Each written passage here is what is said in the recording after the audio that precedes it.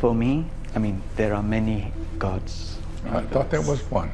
There is one supreme entity, and that entity can take many forms. So for me, as a monk, Behind all the gods, Pinta tells me, there is a single divine energy that believers seek to tap into. They say that it's just a principle. It's like pure energy form, which is neither a male or a female or having any name.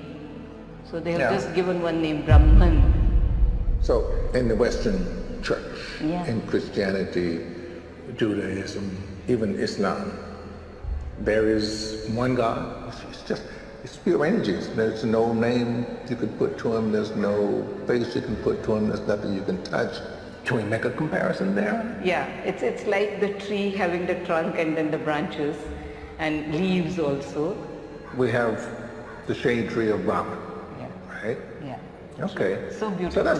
It's really nicely described. Thank you. All right.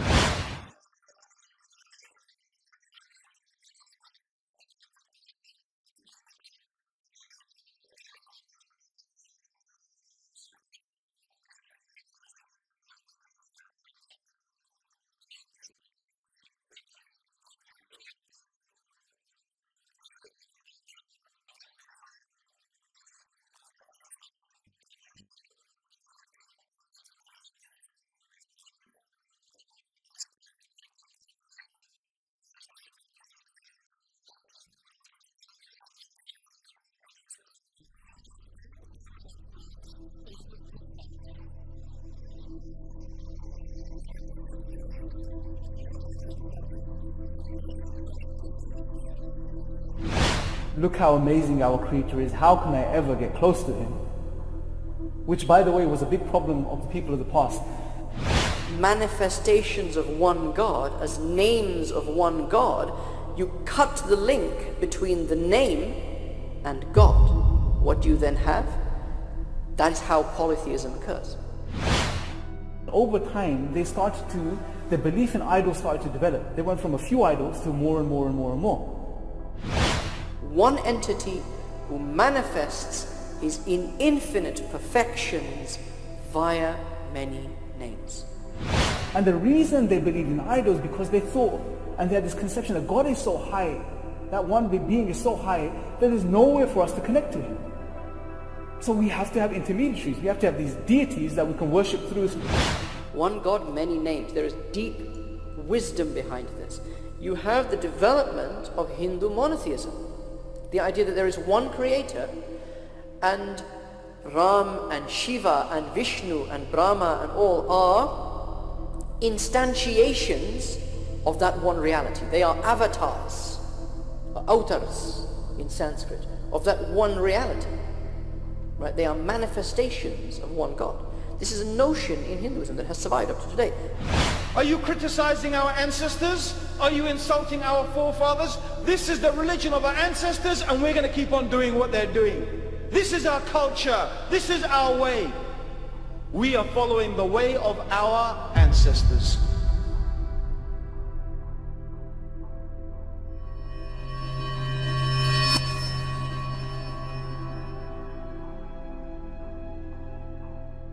Polysemic monotheism, i.e. one God with many names, and polytheism.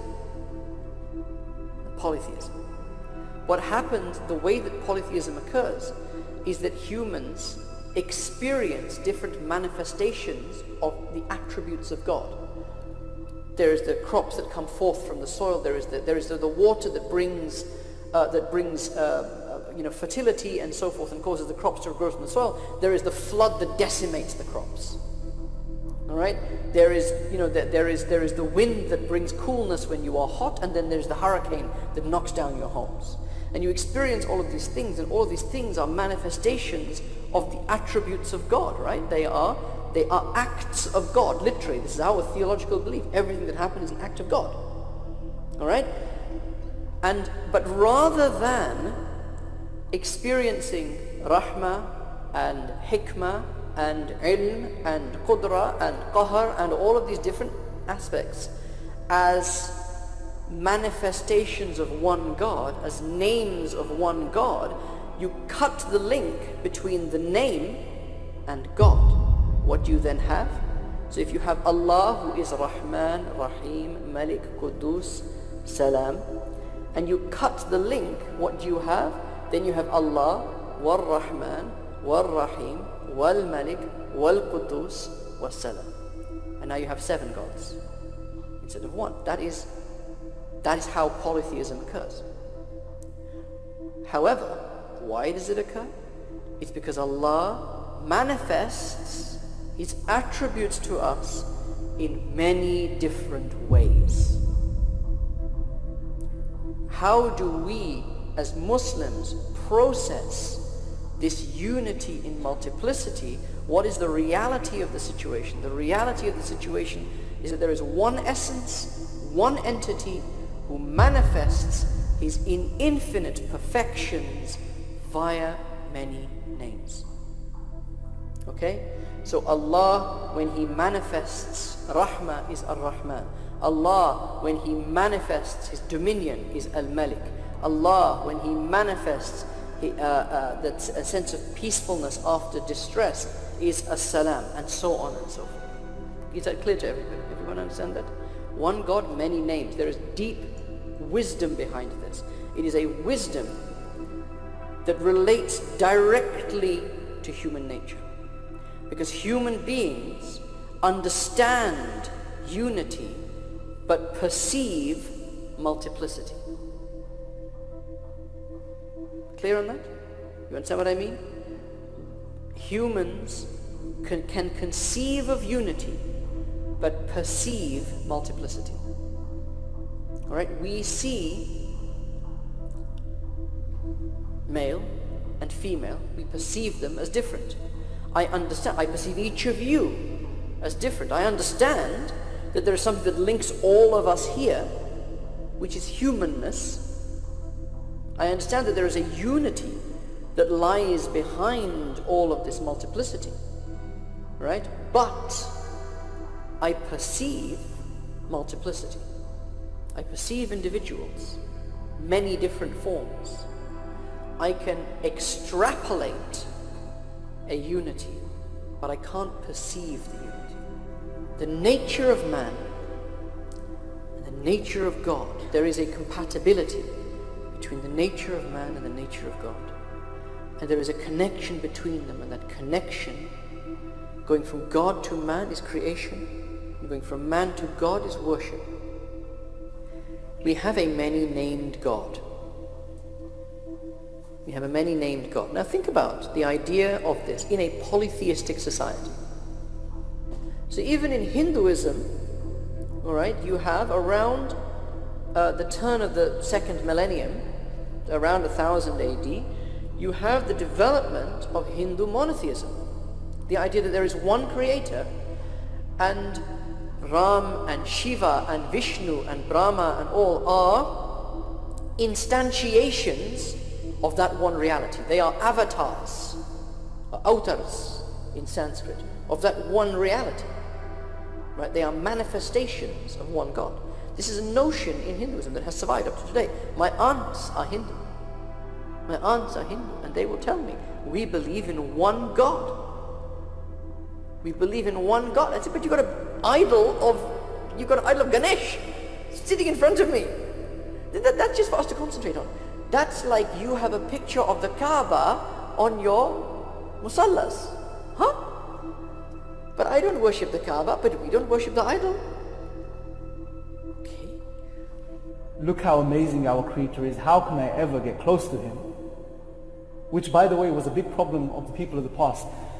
That sometimes what happened, if you look at history, the philosophy of religion, the history of religion, a lot of groups, religious groups, what happened over time, their belief in idols started to develop. They went from a few idols to more and more and more and more. And the reason they believed in idols because they thought, and they had this conception that God is so high, that one being is so high, that there's nowhere for us to connect to Him. So we have to have intermediaries. We have to have these deities that we can worship through so we can get close to Allah. That's what some of the Meccans said as well. That was their predominant belief. Now some people will say, are you telling me that my ancestors are misguided? Are you telling me that my father and my grandfathers are wrong?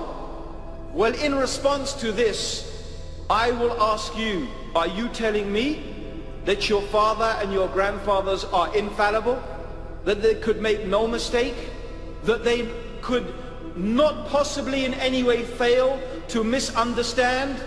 Are you telling me it is impossible that they have misunderstood or misrepresented something from the religion by mistake? If you know they have made a mistake, will you follow their mistake? If you know they have done something wrong, will you keep following them in wrong? Make your choice. Because believe me, brothers and sisters, no prophet came to his people except they said exactly this: we are following the way of our ancestors. Are you criticizing our ancestors? Are you insulting our forefathers? This is the religion of our ancestors, and we're going to keep on doing what they're doing. This is our culture. This is our way. We are following the way of our ancestors.